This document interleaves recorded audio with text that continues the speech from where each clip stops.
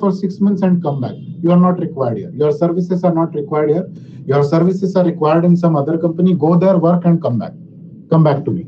So during the slack periods where you are not required, your services are not required, companies can loan their managers for a specified time to other organization, and employees can work on some mini projects, macro projects.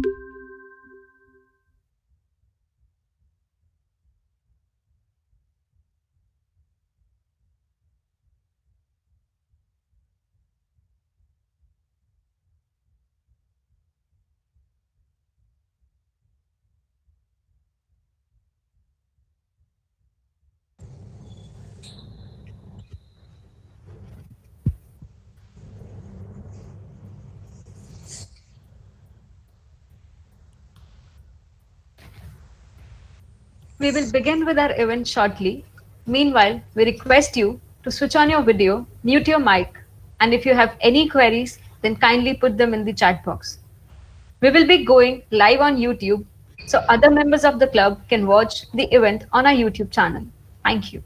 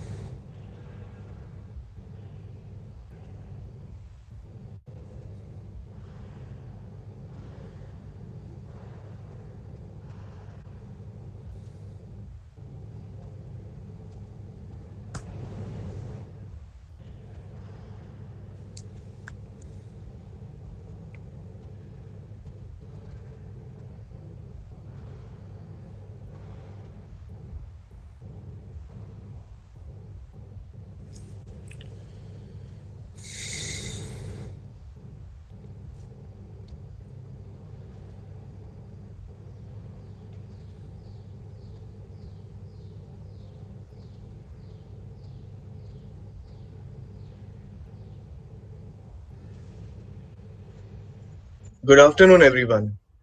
When things go wrong, as they sometimes will, when the road you're trudging seems all uphill, when the funds are low and the debts are high, and you want to smile, but you have to sigh, when care is pressing you down a bit, rest if you must, but don't you quit.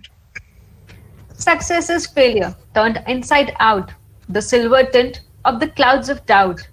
And you can never tell how close you are. It may be near when it seems afar. So stick to the fight when you are hardest hit.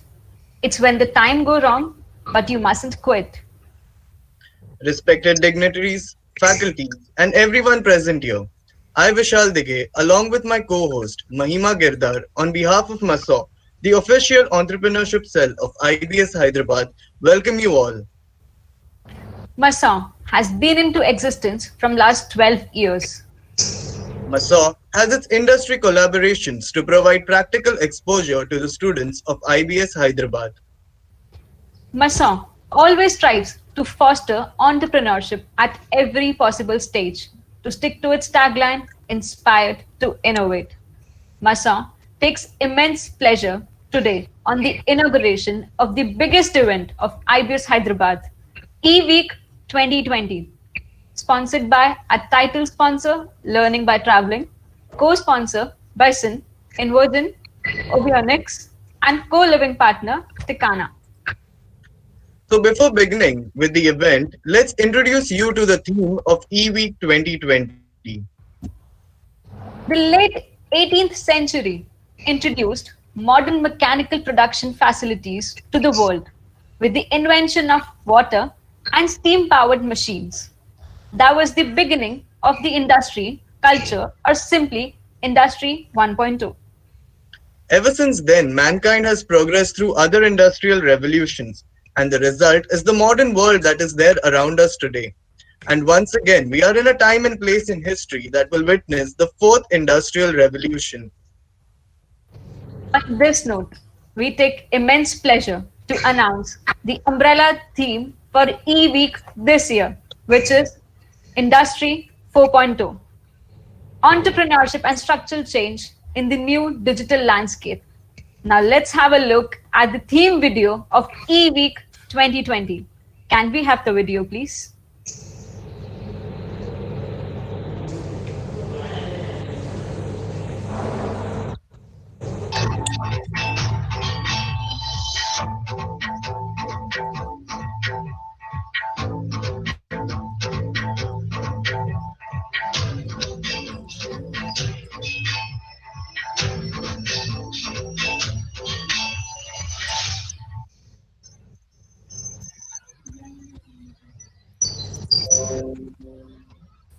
That was really a good video. So now we'll begin our week with the inauguration day, followed by a panel discussion that will pave a way for entrepreneurs in a new digital world. Then eWeek is famous for its startup meets. We invite experts to come and share their startup journeys with fellow students. We then have a design thinking workshop lined up for young minds to shape and cultivate their thinking. Next, we have a national level B plan competition, which gives an opportunity for networking with entrepreneurs from all over India. Then we have a special inter-club B plan competition for the students of IBIS Hyderabad.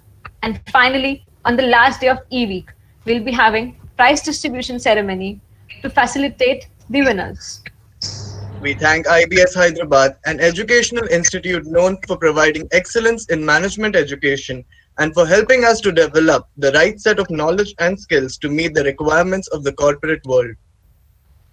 E-Week, a week full of challenges and opportunities, ideas and innovation, making the bold moves and playing fair. A week to discover the entrepreneur in you. So today, on this auspicious day, we are highly pleased and gratified with the presence of Mr. R.V. Sridhar, Executive Director and CEO of Coated Steel at ArcelorMittal Nippon Steel India Limited.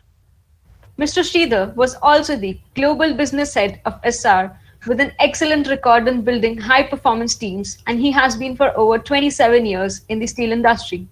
Mr. Sridhar has traveled to over 80 countries and has presented papers at many steel conferences with critical acclaim. We wholeheartedly welcome you, sir. Over to you. Well, good afternoon to all of you.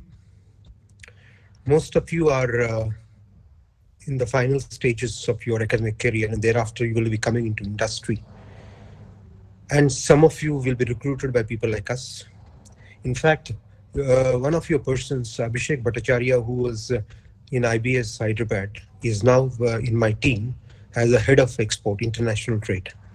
Okay, we export to almost 110 countries around the world, and I'm in charge of a turnover of about 13 to 14,000 crores, in charge of 5 plants in India and abroad, including Indonesia, etc.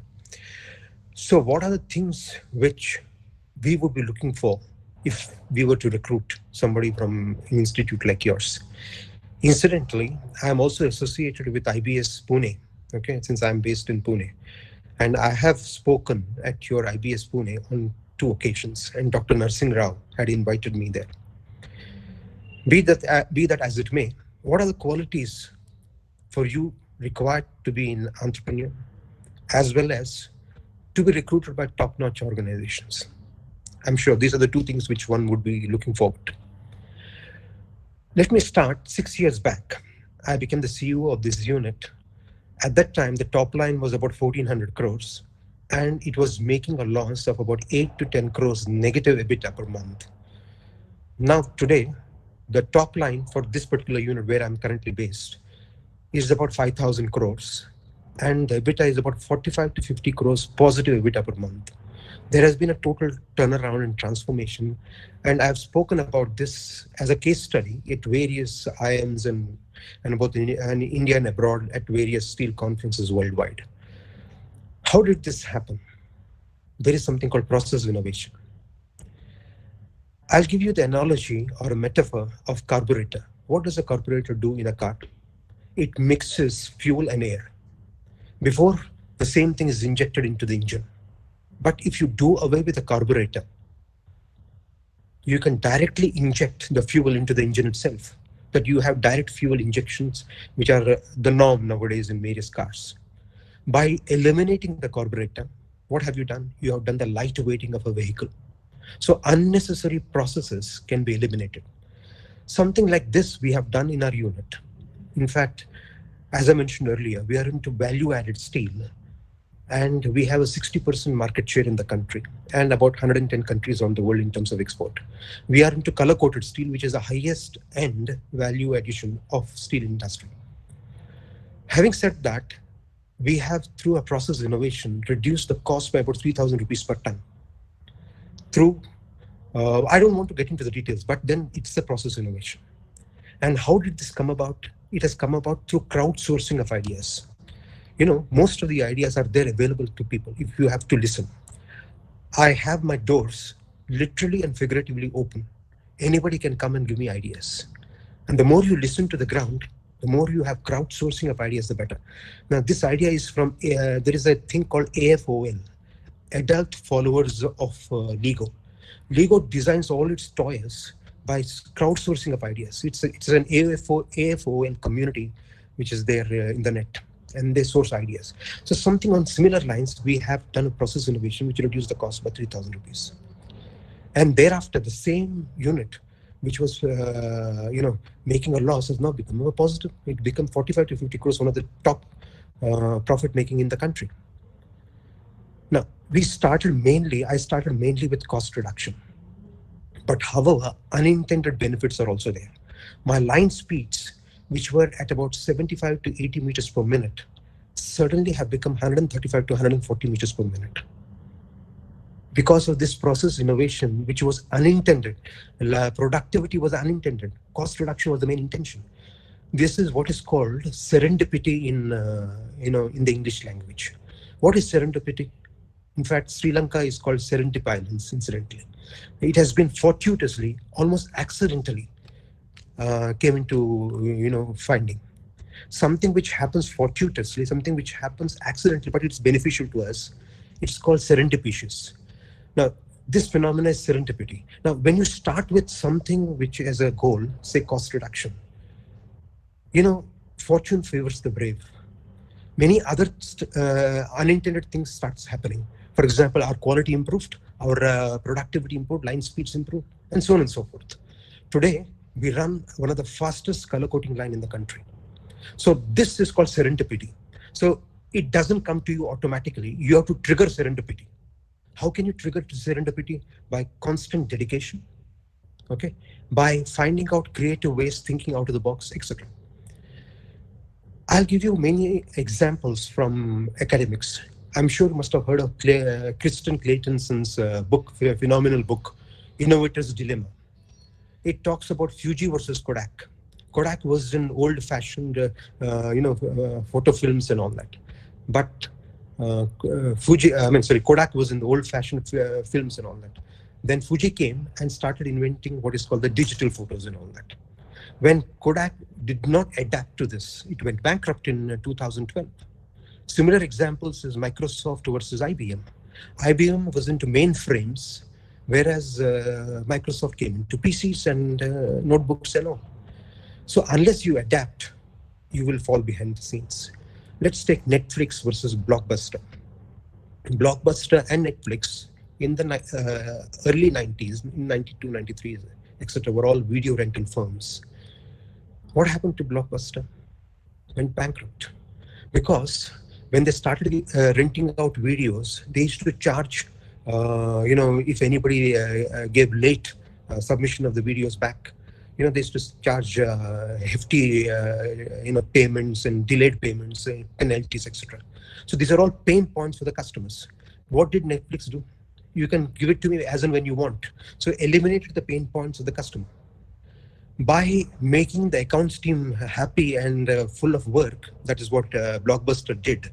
The finance team to give them work by, counting out penalties and late fees and payments and all that. What happened? You created pain points for the customer.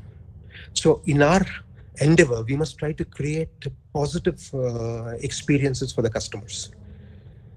There are many examples of innovation. For example, most of you know that liquefied, this gas, natural gas is transported from US and various other places through the liquefaction route. It is liquefied and transported in tankers and all.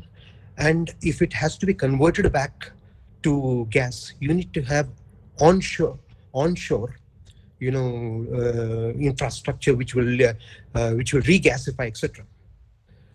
Now, many of the poor countries do not have this facility. Like Bangladesh does not have this facility.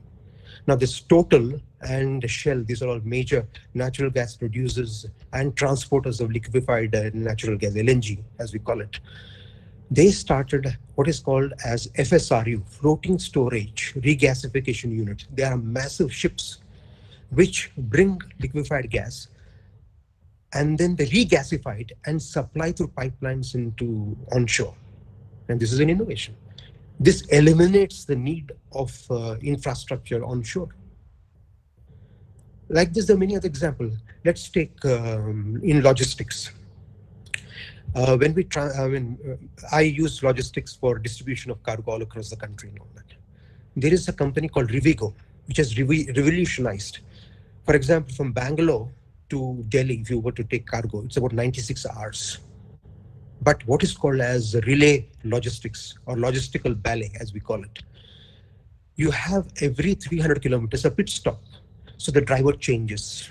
Every 300 kilometers, the driver changes. And that is what Rivigo did. So you carry from, say, Bangalore to Delhi instead of 96 hours in 44 hours. And if the same driver went all the way, he will get bored. So you have pit stop where the drivers change, they recreate, etc., and then they are again fresh with energy for carrying it forward. This has reduced the cost and increased the speed. Excellent. These are some of the examples. I'll give you from my own steel industry in Pilbara in Australia, where a lot of iron ore mining is done. You have 16, Rio Tinto is one of the largest producers of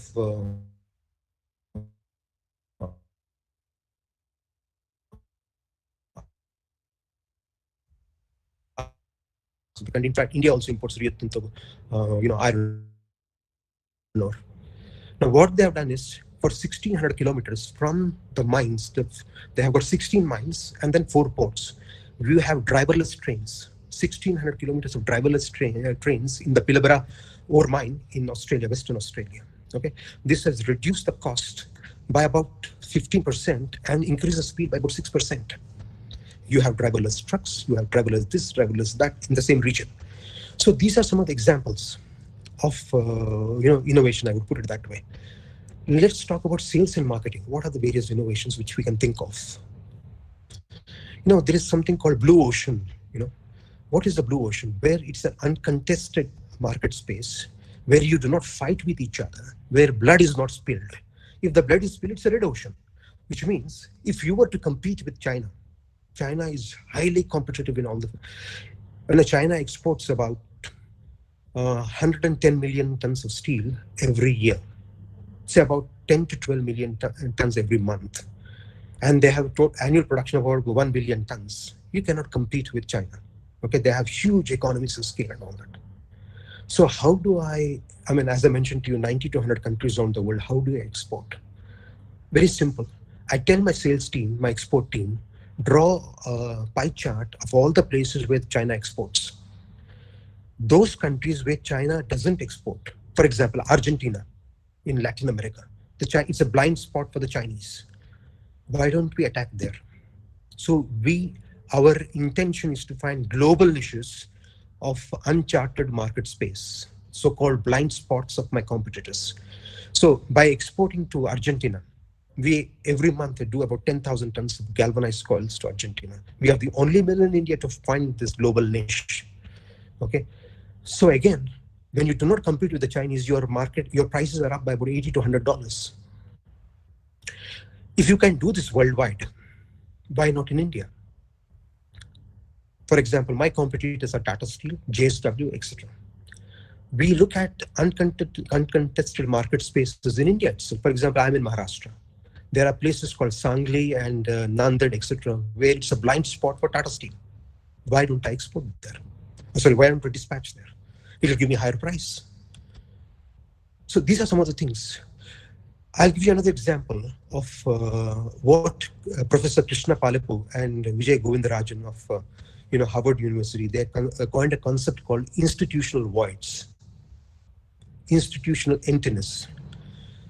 Tata Motors, which is one of the largest, car making and truck making company in India, they have nothing in between they have nothing in between an auto which carries, materials, cargo, and a 16 to 20 tonner truck. So the space between an auto which carries materials and a 16 to 20 tonner truck, there is nothing in between. So it's an institutional void. So Tata Motors came up with what is called one-tonner truck, ACE, manufactured in Himachal Pradesh. Thereafter, they came up with another two-tonner truck. So this was an empty space which they occupied. And this is very popular. Something similar we have done. I told you we manufacture color-coded coils. The difference between, let's say, a galvanized coil and a color-coded coil is about 20,000 rupees per ton.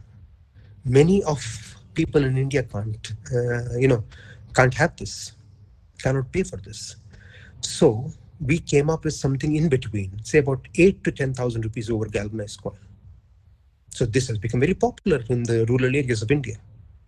So occupying institutional voids, finding out uncharted niches in the market is an innovation.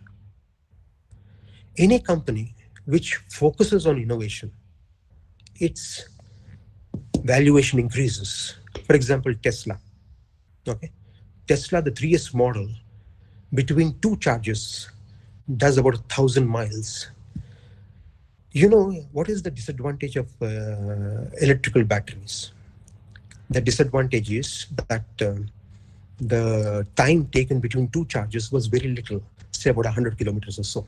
Tesla, the S model, Model S came up with this, that between two charges we'll have 1,000 miles. Then this was copied by Chevrolet with 300, Chevrolet Malibu and Chevrolet Bolt. These are some of the models of Chevrolet. They came up with recharging of about 383 miles. And the cost of battery, which was about $1,000 per kilowatt hour, has come down to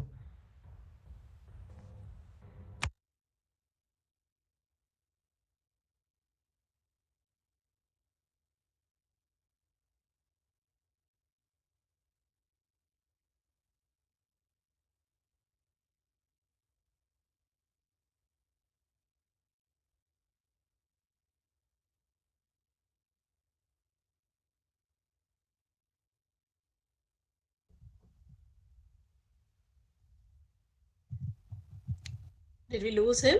Did we lose sir? Yes, ma'am, we lost sir. We'll just wait for some time for him to rejoin.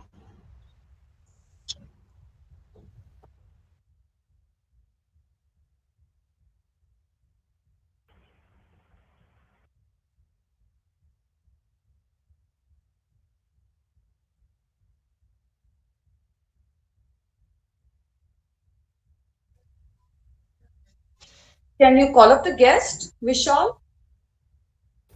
Yes, ma'am, the team is calling the guest, ma'am. We'll Okay, get back. thank you. Yes, ma'am. Sure.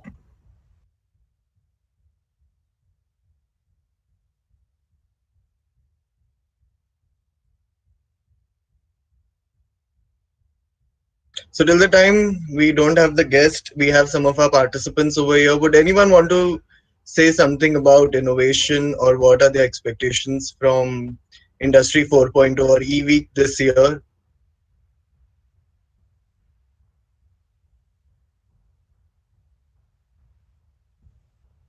Anyone would like to come up?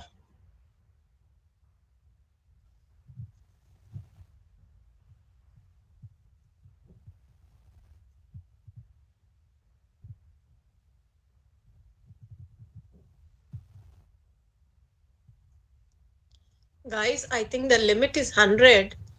Just see if the number would be permitting, because if sir is not able to join back again, he might have a problem.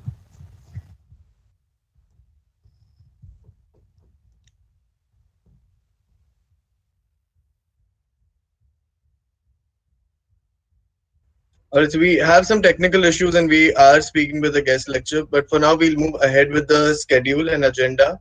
So moving forward, we would now like to invite Ms. Professor Madhvi ma'am, Coordinator Student Activities and Faculty of Marketing and Strategy, as it is because of her that all the activities that are possible in Hyderabad and the success of these activities, we all owe it to you, Madhvi ma'am. So please, we would like you to come and speak a few words on this event.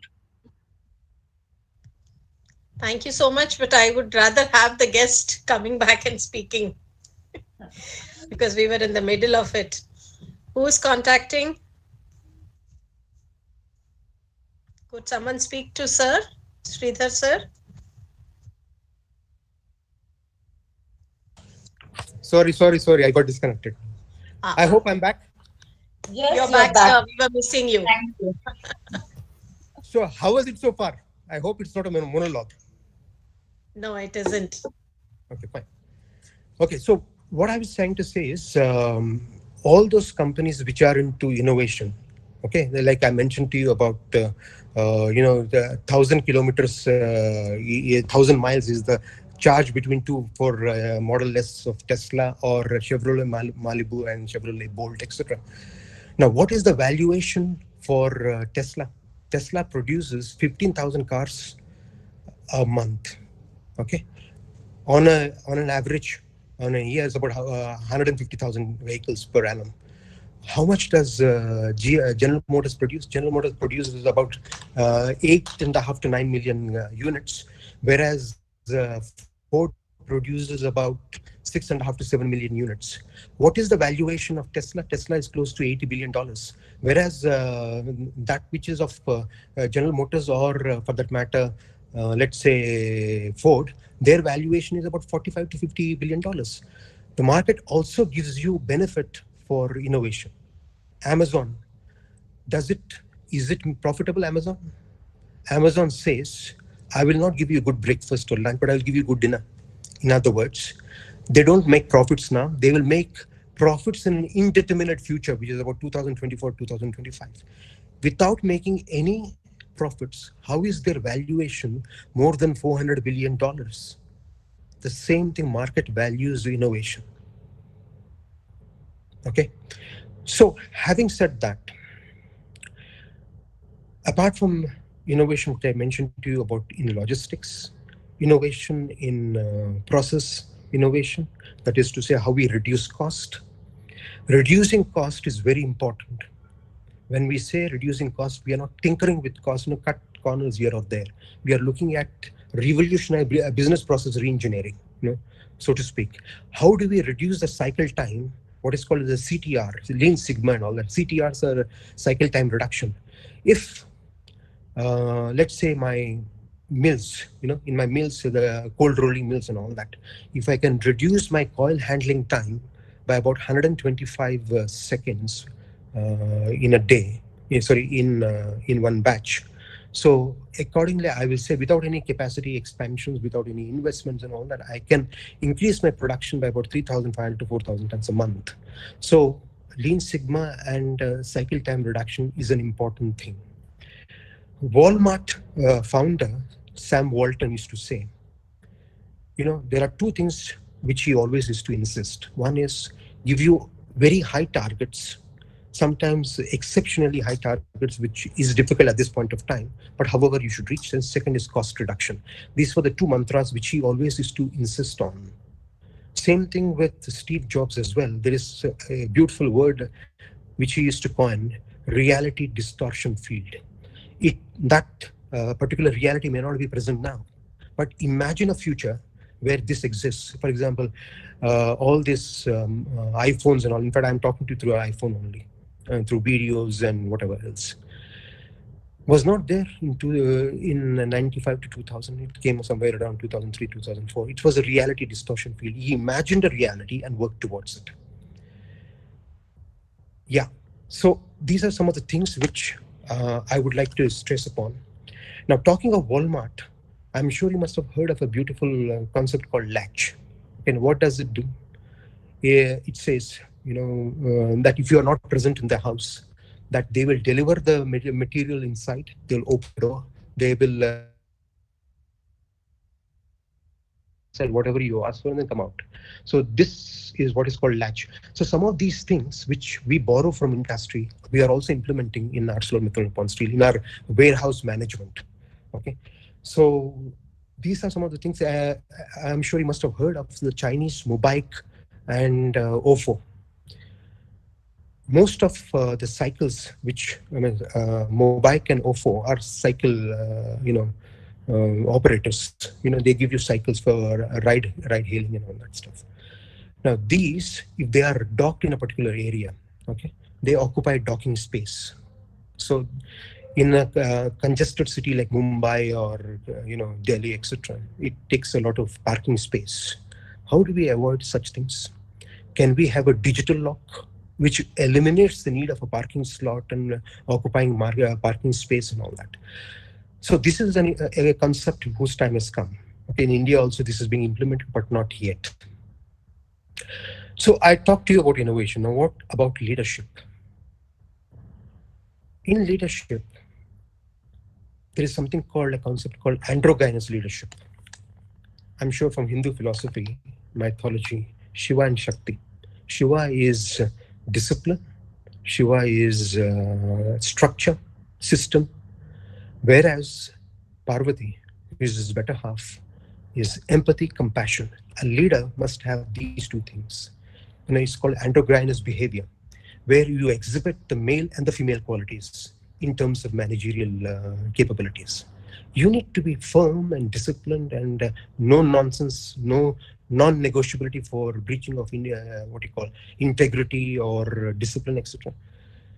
In my plant, there was a lot of what should I call it as proxy attendances and all that, and it's a unionized workforce. With unionized workforce, especially in industrially volatile area like in Pune, nobody takes risks, but I insist on certain disciplines and they have been adhered to. Okay, so we come up with very strongly, and those people who breach discipline are kicked out of the company. No, no tolerance for such things. At the same time, we stand by them like a rock if required. If I know that somebody has not committed a mistake and did some errors which has even lost the company, doesn't matter. We value honest mistakes. You must have heard of Mike Brearley. Okay, he was a great cricketer in terms of a great captain. He has written a book on form.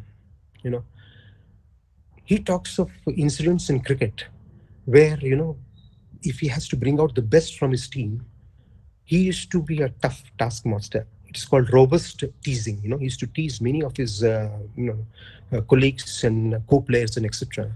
How to perform, how not to perform, etc., etc. But what he calls it, under the aegis of a kinder self, when you give an impression that you are a benevolent taskmaster, that you are tough, but at the same time, you are ready to support people. So these are some of the things which I would insist on. Again, coming back to Netflix, there is a beautiful book by Reed Hastings, who is the,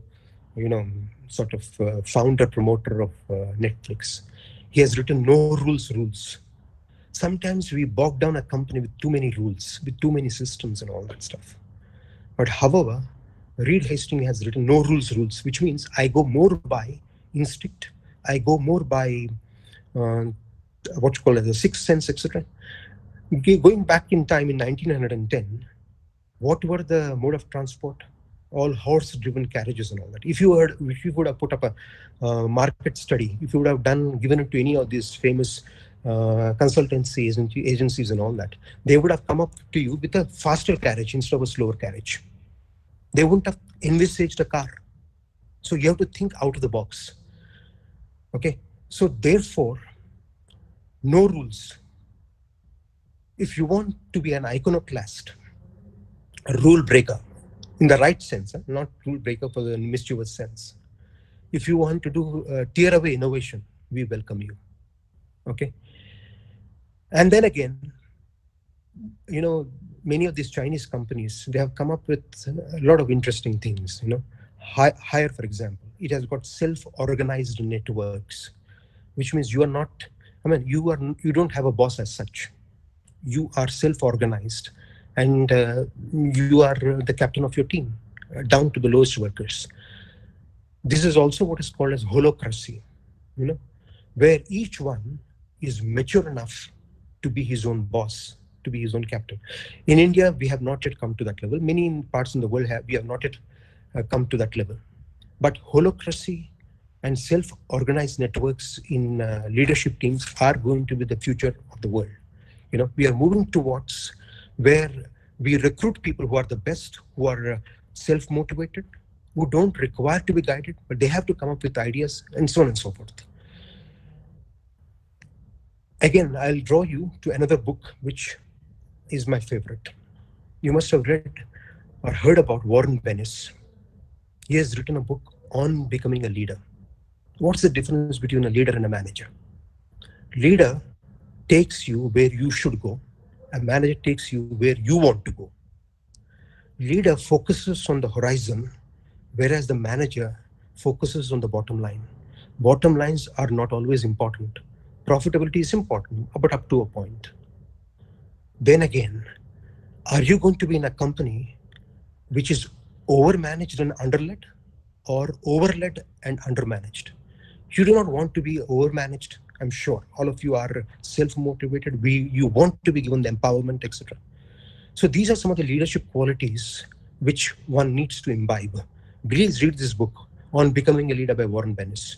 Then again, there is something called doing right things, doing things right. If I give you a task, you will do it very efficiently and do it rightly. But however, are you doing the right things? Are you doing the ethical things?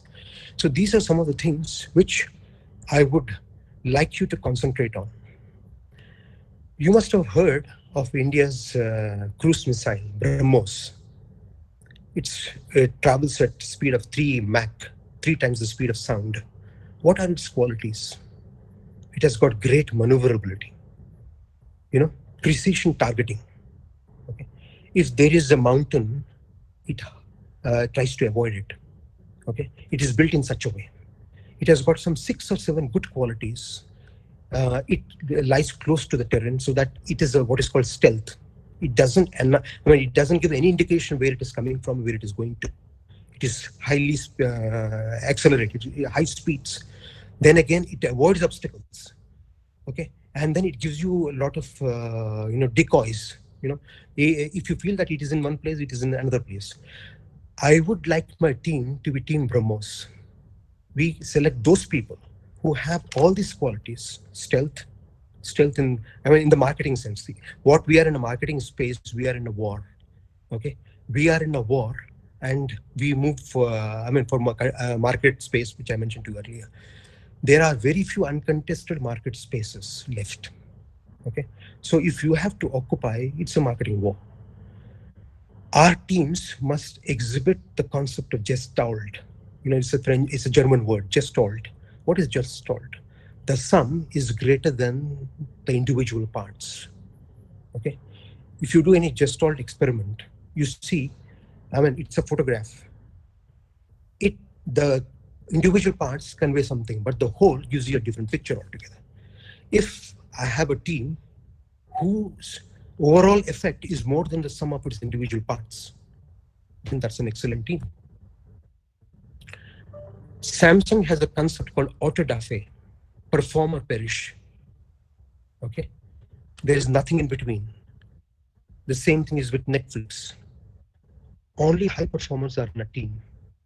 In fact, Netflix goes to the extent of saying, my team is not a family, it's just a team. We value members who are high performers, and ruthlessness is what Netflix believes in. If you are non-performer, you are immediately going to be sacked. Well, I'm sure I'm not going to be, we do not have such teams which are ruthless teams. We sort of complement each other, we supplement each other. But having said that, these concepts are going to be in future. Whether Samsung, as I mentioned to you, auto da fe, perform or perish, Netflix's ruthlessness. These are some of the things which you should be, it's a corporate jungle, which you should be ready for. Well, I'm going on speaking. If you have any questions, do let me know.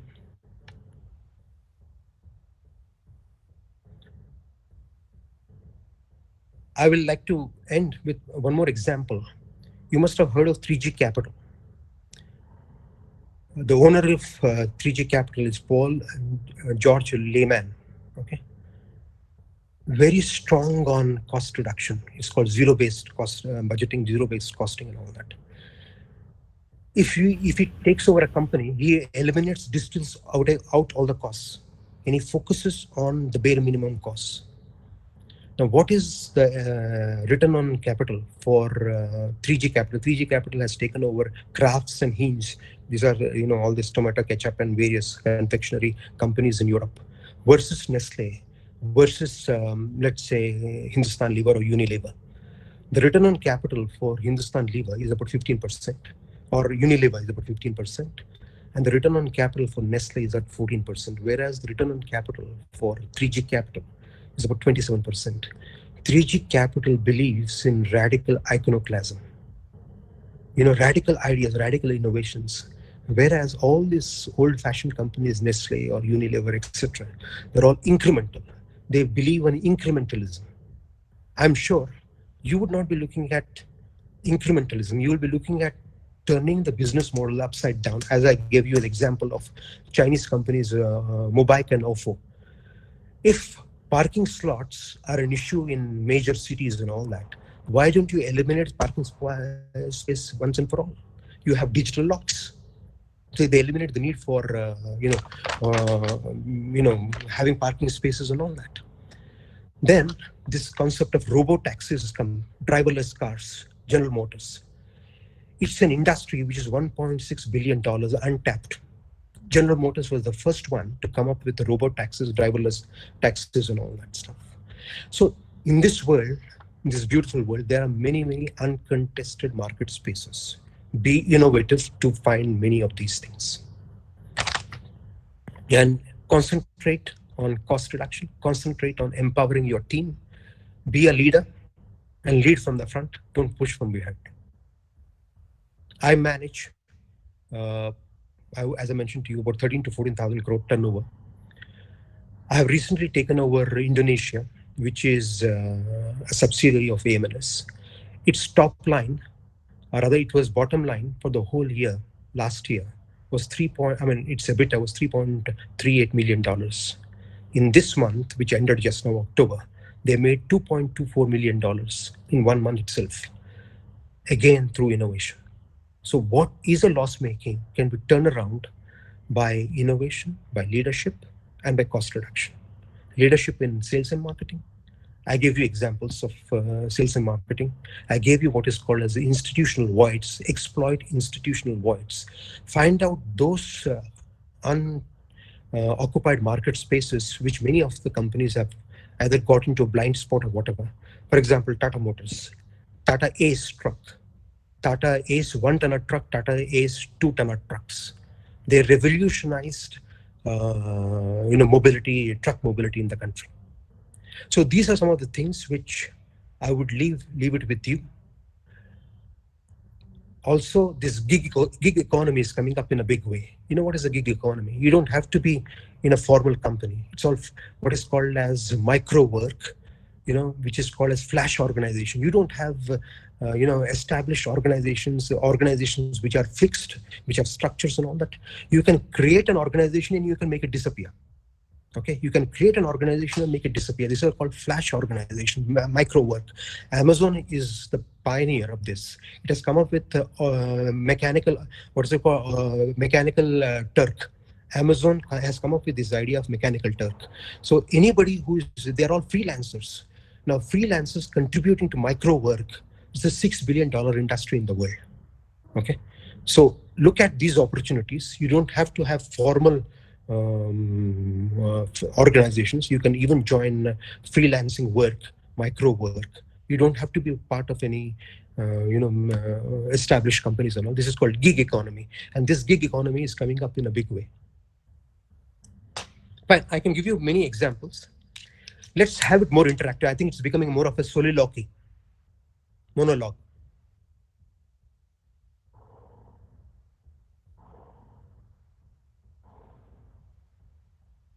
Tell me if you have any questions. Yes, sir. There are a few questions for you that our audience has come up with.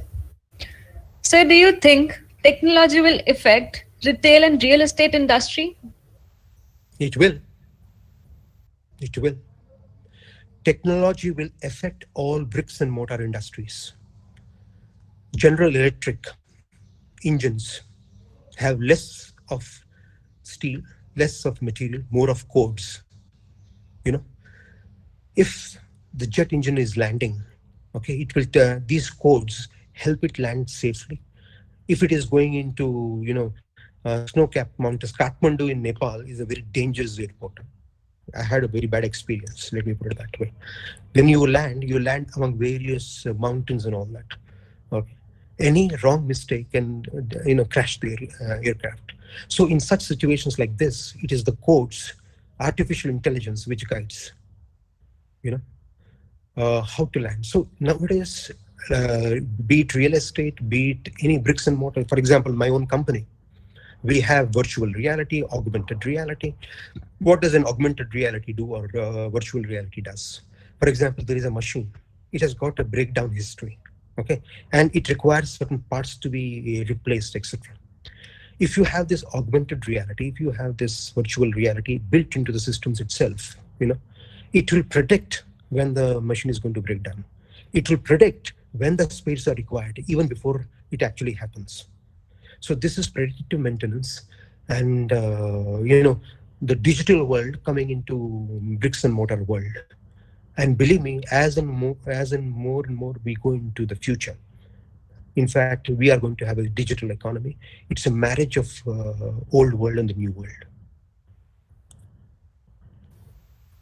All right, sir. And that was very insightful. And the next question is, based on blue ocean strategy, which industries would you advise entrepreneurs to start with and why? Why not steel? There are many aspects of steel. For your information, steel contributes to about 3% of India's GDP. It is the highest traded item in the world. $500 billion plus is the steel trade in the world. Okay. Now, being a CEO of a steel company, okay, I am in charge. I come to know what happens in automobiles. In fact, AMNS is one of the largest suppliers to auto industry, like Hyundai, like Tata Motors, Mahindras, etc. We are one of the largest suppliers to white goods industry. Okay, all this Samsung, Haier, Whirlpool, Godrej. In fact, just half an hour prior to this call, I was with Godrej team. Okay?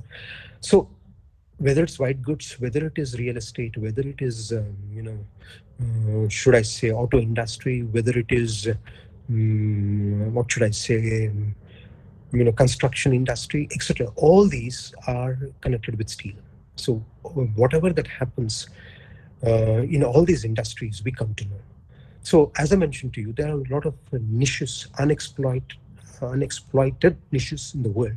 For example, let's take nowadays in industry, this is a beautiful example, and in fact, I'm enamored of it.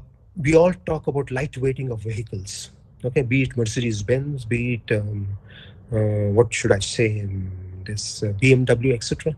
There is something called a suspension bar in the front of a car. It stabilizes the car, okay.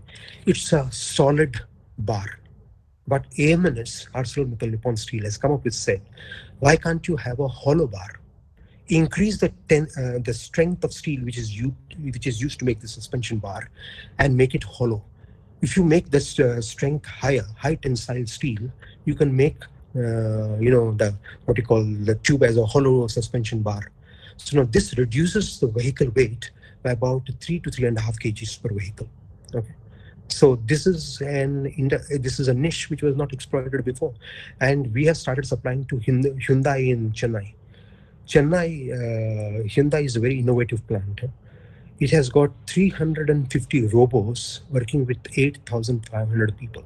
Okay. Now the robos to the people ratio is the highest in this plant. It produces the best quality, number one quality of engines in the world. And in terms of quality, and in terms of productivity, it is the second. Okay, I have visited this plant, and lot of we co-develop many of these vehicles and all that, and quite a lot of things. Now, Hyundai plant is symptomatic of India's wretched labor laws. Okay, if you are having people more than 200, then all the rigid labor laws start coming in. You cannot hire and fire people. There is no flexibility. Okay. And if they start forming the union, God forbid, you had it. Okay. Now, having said that, if you reduce the number of people and increase the number of robots, then what will happen? You have a situation like this. Okay. Now, if India had a flexible labor laws like it is in China, okay, that you can hire and fire people. So the industries will be tempted, will be incentivized to have employ more than 200 people. Industries in India are disincentivized to increase the people strength about 200. Why? Once you increase about 200, then all these labor laws starts coming in. So therefore, there was a recent study done by McKinsey about what is the turnover of companies. Okay, let's say about 1,000 crores, turnover. India has about 1,200 companies above 1,000 crores turnover, whereas in Brazil it's about 3,000 companies above 1,000 crores. In Russia, we have about 4,000 companies above 1,000 crores. In China, you have 7,600 companies above 1,000 crores. So if you want to have benefits of scale, economies of scale, if you want the companies to grow big, make the labor laws less rigid. So, I slightly digress, sorry for digressing. So, from India's labor laws, taking Hyundai as an example. Okay, now Hyundai, we were instrumental in developing these hollow suspension bars. So like this, there are so many other interesting niches in steel industry. For example, this 49-tonner truck, okay, which Volvo Eicher in Indore manufactures. We were the first ones to supply high tensile steel, Domex 650 plates for this truck company in Indore. So you have a 49-tonner truck, which is quite lightweight, because we have increased the strength of steel and reduced the weight of the vehicle. So like this, a lot of examples. And I don't want to talk too much about it. India's submarines, all our defense requirements and all that are, we have produced some very Domex 650, some very boutique steels for all these places. Yeah, what else? Sir, it was a privilege listening to you today. We generously thank you for enlightening us with your experience and valuable insights. Good. Yeah, thank you, sir. Thank you, sir. And now we welcome Dr. Sainath, sir, Dean, Curriculum, Faculty and Entrepreneurship Development, to share his words of wisdom with our students. Yeah, a very good evening to one and all. Personal warm welcome to Mr. R.B. Sridhar, our chief guest for today, my faculty colleagues and my dear students. First of all, apologies, I was caught up in another meeting and I had to get delayed a little bit. I will not take much time, but this was a very insightful talk from Mr. R.B. Sridhar, who explained to you about how cost actually should be effective when you're innovating. He also mentioned that innovation is not worth it unless it is something really radical. And it is something that really touches the pain point, addresses the pain point. There's nothing routine about innovation. I would like to basically add to this insightful talk with a few practical tips. Like when you talk about innovation, what we need to understand here is that there is nothing that is, what seems to be impossible. What actually seems to be a good solution most of the time is there right in front of our eyes. And I'm very fond of one beautiful story, which I keep hearing a number of times, and actually I'm very fond of repeating either. I'm sure all of you in this audience have heard of Marco Polo, right? Marco Polo. Way back in 1295, he was the first one who toured around the world. It is rumored that he traveled close to 25,000 kilometers before he returned to his homeland, where he was greeted like a big hero. And Marco Polo, like anybody, gives us praise and makes us, raises us to the top of the flagpole. We get very enchanted with the feeling. We get very enamored with the feeling. And Marco Polo was asked to give lots of talks and, chronicle many of his travels. And, Marco Polo, most of the time, he did a good job. Like he actually chronicled what actually happened. But he also added a little bit of fantasy in between. He was not averse to that. To give that drama element to his chronicles, he started, weaving stories about the Orient, like eagles that could carry away elephants and, dragons that breathed fire and, dainty dancing people in the streets, throwing gold every evening to people. And, the Europeans lapped it up. They just lapped it up. They got every bit of what he chronicled and they said, yeah, this must be the Orient, this must be the Orient. And they latched on to this fantasy. Now, why? The first question comes, why is it that when Marco Polo was not averse to such fantastic tales, the people lapped it up readily? Because that was a perception of the people. Their tale, their folklore, their stories, their drama, their poetry, everything about art and culture, about what they had, their perception about Orient was exactly what Marco Polo was weaving. So Marco Polo became a hero because he physically saw, apparently, what these people believed the Orient was. Now, every bit of fantasy that Marco Polo wrote, people readily believed, except, very ironically, for one piece. In one of the chronicles, Marco Polo mentioned that the Mongols actually heated food with a stone, not with leaves of wood. That was the only thing the Europeans found it very difficult to accept. They said, how on earth can you use stone for heating? It's impossible. Marco Polo is lying. This was in 1295. Now, this is what I meant. The obvious solution is often mistaken as the impossible. It is often mistaken as fantasy, and we pay a very big price for that. I think all of you know what Marco Polo was referring to. He was talking about coal. The Mongols had discovered it in 1295. They were using coal, and Marco Polo introduced coal as a burning rock to the Europeans, which they refused to believe.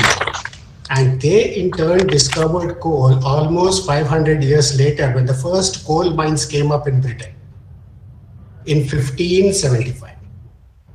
So what happened as a consequence? We all know coal caused the great industrial revolution, after which human civilization was never the same again. It costed them 300 years. So if only the Europeans took the one piece of information which Marco Polo was saying, they believed in that. They believed all the fantasy because their common perception made them believe it. They refused to believe the one truth which Marco Polo was saying, and they paid a price because the Industrial Revolution got delayed by close to 300 years. So that's one thing I would always like to point out. Do not underestimate anything. In the world of innovators, in the world of entrepreneurship, anything is possible. Sometimes the most obvious answer is sitting right there in front of us, but we refuse to recognize it because of the conditioning our mind undergoes. So an entrepreneur, an innovator has to be conditioned. I'm not saying he should not be conditioned, but he should not be bound by those boundaries. He should be trained to look beyond them. A second aspect I would like to say, one point which our chief guest was mentioning about was frugal innovation. A frugal innovation. About how cost effective and innovation always happens to be. I think I just saw a question, in one of the chat boxes that said Amazon and others have very deep pockets, that's where they can indulge in innovation. I just would like to draw your attention to the AICTE and MOE portals, wherein you will see some of the best and the keenest of innovations come with a budget that is as low as 25,000 rupees. Cost has nothing to do with it. It is all in the mindset. So therefore, I'll give you a classic example. This is something, the product which you possibly would not have heard, because for vested market interest, this product was killed before it took off. But I would like to tell you, in 2006, there is a story. Godrej, a team of Godrej engineers, they attended a workshop being conducted by some, I think it was Clayton Christensen. He was a Swedish professor. So when he was conducting a workshop, he was talking about this frugal innovation concept. Okay, so what he told was, he called these Godrej engineers and he put them in a room and he said, now all of you imagine you are in a situation wherein your house is very small, you do not have the basic amenities, you do not have electricity, proper electricity, you do not have any gadgets. Now, it must have rung a bell. The professor was talking about a typical Indian family in the rural side, right? So these Godrej engineers were asked to believe that they were in such a situation, a totally frugal situation, and they were asked to find out what can they do to improve the lives of these people. So first thing they discovered was they need a refrigerator. Why? Food was getting spoiled. Food was getting spoiled. So they said, okay, let's tackle a refrigerator. Then they went to the rural side, they conducted a survey, And they discovered that only 15% of the people had refrigerators, 85% didn't even want a refrigerator. They dug deeper. So what are the three main reasons that came out? The first reason was obviously no electricity. So obviously they couldn't buy a refrigerator because the rural side didn't have electricity. Second, they didn't have a space to keep the refrigerator. Their houses were so small, they didn't have space to keep the refrigerator. And the third one was they couldn't afford it. Affordability, electricity, space. So these three emerged as the top conditions. So the Godrej boys team went back to the drawing boards, took it as a challenge, and they came up with a product called, as you can actually Google it. Of course, there were a variety of reasons why this product actually never took off. It is called a Chota Cool, Chotu Cool. It is called as Chotu Cool. We supply to this. We supply. Pardon me? We supply steel to this Chotu Cool. See, so Chotu Cool. Okay, so what is this Chotu Cool now? Number one, it is just a 45-liter dabba. Does everything what a refrigerator does, works with a 12-volt battery that doesn't require electricity, occupies a space that is just as small as less than 1 feet by 1 feet. So all three major issues which the rural population complained of, this design team took care of it and they came up with Chotu Cool. What I heard was Chotu Cool still remains a popular buy in the northern India, wherein it actually does the job for which it was mentioned. And most importantly, they didn't have a door that opens toward the sideways. They have the door that opens upwards. Because why? If they open sideways, the cool air being heavier goes bottom and it escapes from the sides because the door is opening sideways. But when they open the top, the warm air is up. So warm air only escapes, the cool air remains inside the fridge. So this is what brilliant. Now don't tell me that none of you have heard of these concepts. These are all concepts we are familiar with. But to put it into a practical piece, that is innovation. So frugal innovation, and yeah, I didn't tell you the cost. It is somewhere around, I think 10 to 11,000. That's it. And in mass production, they even brought it down to 7,000. So what I would like to therefore tell you is frugal innovation is not an impossibility. It can be done. In fact, innovation needs to aim at cost optimization. That should be the main thing of innovation. The second thing is, my entreatment to all of you is, do not underestimate the common solution. It is called a common solution because it is common. It's just that we are refusing to see it. It is there sitting right in front of our eyes. So having said this, I will, after the sessions are over, we might be running out of time already. I will ask for a separate session with you all later, which I've already requested your Maçon team members to organize and help me organize, wherein I would like to introduce to you what are the new things which are coming up in your own IFHG, our own IFHG, to encourage all of you, those who want to innovate. Now, innovate means don't imagine it's going to be a startup. Innovation has 3 stages. Ideation is one. From ideation, you go to proof of concept. From proof of concept, you go to an MVP, and from MVP, you go to commercialization. Please trust me on this. You can start and stop anywhere you wish. You would have gained a very valuable lesson for the rest of your life. So IFHG is going to create that opportunity and build the ecosystem for you, wherein any one of you who are interested will be able to participate in this process, pick up anywhere, stop anywhere you wish. More about that I will talk later. I will need more time, which I don't think we have right now.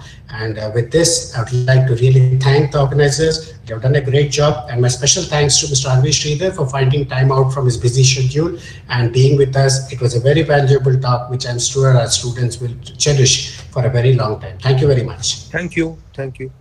So allow me now to leave. Okay. I'm sure you're a busy person, but there is actually a small social. I just want to make one comment. Yeah. You must have heard of Audi 8. It has what a concept called dynamic cylinder deactivation. Dynamic cylinder deactivation, yeah. Yeah, it is about it is if it goes at a particular cruises at a stable speed, so 8-cylinder becomes 4-cylinder and 4-cylinder becomes 8-cylinder depending on the context. So you can switch on and off whenever you require it. So something similar can be done in your factories as well. You do not require power all the time. You do not require so many things all the time. You should have a sort of a code built into it. Smart factory. In fact, smart factory greenhouse. The greenhouse code. There is only one company in India which has been greenhouse, certification, as we call it. There is only one company in India, Tata Steel Kalinganagar, not Tata Steel Jamshedpur, which has been awarded this. And well, my unit will be the second one in a year's time. This is what we are looking for. That's interesting. Yeah. Thank you so much, sir. We were really thankful for. I think he has lost. Yeah, he has left the meeting. Yeah. He has left the meeting. Yes.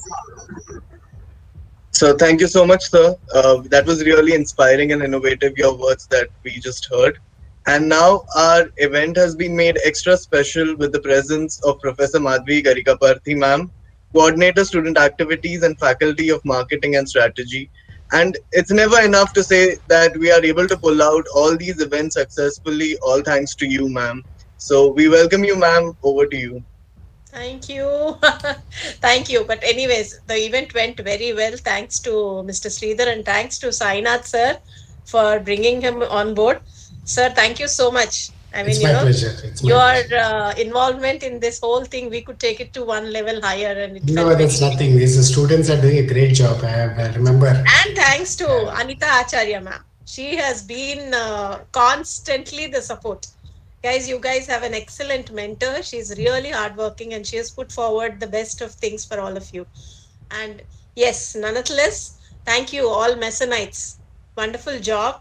Good job you've done. And then keep up. We have this whole week. Today is just the beginning. We have to make sure that the rest of the days go much higher than today, not lower than today. That's the challenge that you guys have. You have to keep it up. And all the participants, those who have joined, all the other students and participants, welcome you all. Enjoy this whole week of startup meets and panel discussion and everything. Sorry, I got disconnected. So, but anyway, all the best to all of you and Dr. Sainath and the team. Well done. Thanks a lot. You should have more of such industry and academics interaction, and we'll be sure to take this forward. Thank you. Thank you, Mr. Sridhar. Bye. Okay, thank you. Thank you so much, sir. Thank you. Thank you, sir. Thank you. Right. Okay, guys, over to you. Whatever you want to do. Sainath sir, we would love to hear more of that stuff. Give me an opportunity, man. No, that is something that I keep discussing in my classes. Oh, Mitti please. cool. Mitti cool is one of those things which is with Chotukul. cool. No, there is one Mitti cool, no? Mitikul also, yes. That's made out of clay, this thing. That's made no out electricity of clay at all. without any this thing. Yeah. So that's somewhere around 4,500 and all. This Chotukul is also something interesting. More of those stories are more inspiring, actually. Oh, sure, please, I will. I requested for a session actually separately. I wanted to discuss with all the innovation clubs of all the 3 schools, because what I discovered was what we are actually doing and planning to do in future is not exactly known to many students. I think so. One common misconception is they say, oh, entrepreneurship means we have to have a startup. I'm sorry, no, you don't have to go till that stage. You can start at ideation, stop at POC. You can start at POC and stop at MVP. If you're still interested, we'll help you to go on to build a startup. So this is a wide variety of electives being offered to you. So you can pick up anywhere and drop anywhere. I will talk to you about that later, ma'am. If your team gives me an opportunity, we'll organize one for all the IFHE clubs. I mean, innovation clubs, not all. Yes, sir, for sure. Yeah, please. Dr. Sainath sir. Yeah. Dr. Sainath sir and Professor Madhavi ma'am, we thank you for joining us here and giving us your precious time and for being with us. We at Maçon have been able to achieve success because of the direction received from a club mentor. We welcome Professor Dr. Anita Acharya, our club mentor and Assistant Professor Marketing and Strategy, to come up and speak a few words. Thank you, Mahima. Thank you, the chief guest. I think he's not there right now. He's left us, but it was a very wonderful session. And I would like to thank Dr. Sainath sir for organizing this particular event and the chief guest and making it a big success. I would also like to thank Professor Madhvi. She's been a very supportive throughout this e-week. This is just the beginning, as she rightly pointed out. We have a long week to go ahead. I'm sure all of you would enjoy. And last but the least, I would like to thank all the Masonites as well as all the participants for joining us today. The entire effort goes to Masonites. My role is very limited. I keep telling that. I'm sure the kids are very innovative and they've come out with a lot of things. So I request all the participants to keep attending these sessions and enlighten yourself. Thank you once again. Thank you, Dr. Saina. Thank you, Professor Madhvi, for joining us today. Hopefully, we would be seeing a lot of more interactions like this. Thank you, Masonites. Thank you so much, ma'am. It's our privilege to be learning under your mentorship. Thank you, Vishal. Thank you, Mahima. And thank you all, Masonites. Thank you. Thank you, ma'am. Music gives a soul to the universe, wings to the mind, flight to the imagination, and life to everything. So let's welcome the music pool of Club Samavesh, the official culture face of IBIS Hyderabad. Let's have a look at the video.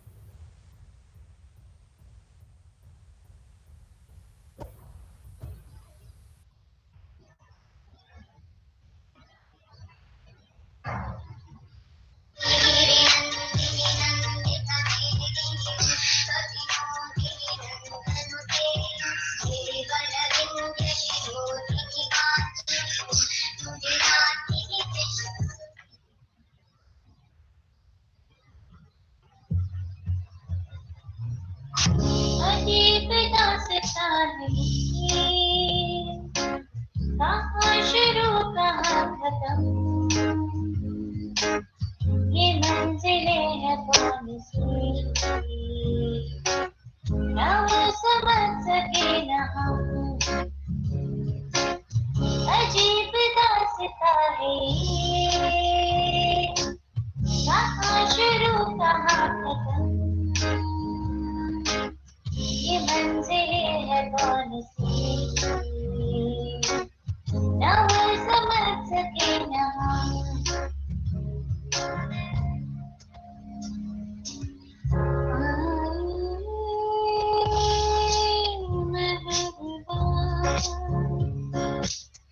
मैं भी जाने जा शौक से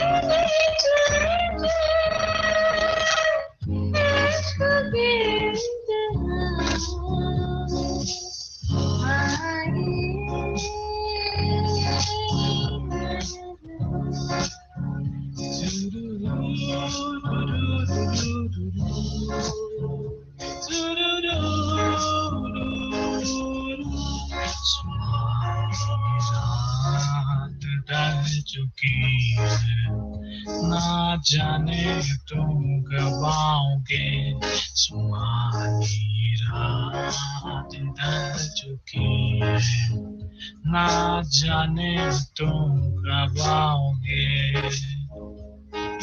दिल देखो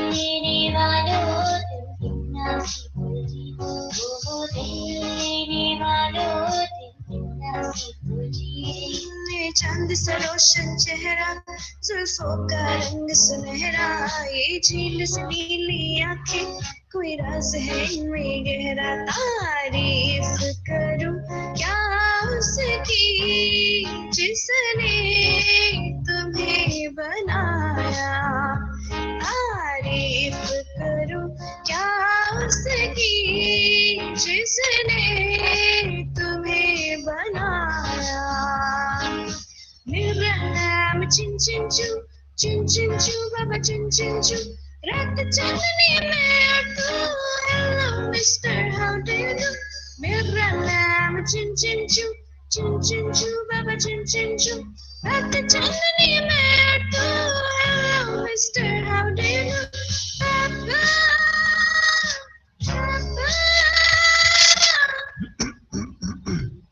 Hudam, hudam, hudam, dum, dum, dum.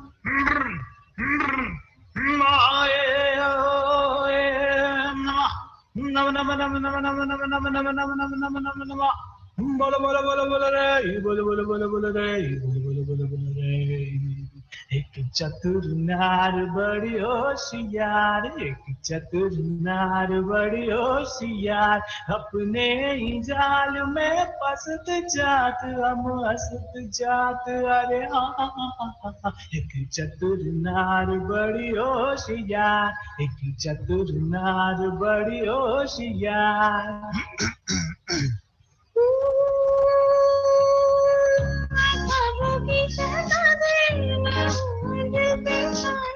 बादल है मेरी मुंबई, बिजली मेरी अंगड़ाई, बिजली गिरा रे मैं हूँ आई, बिजली गिरा रे मैं हूँ आई, कहती है मुझको हवा हवाई, हवा हवाई, हवा हवाई, हवा हवाई।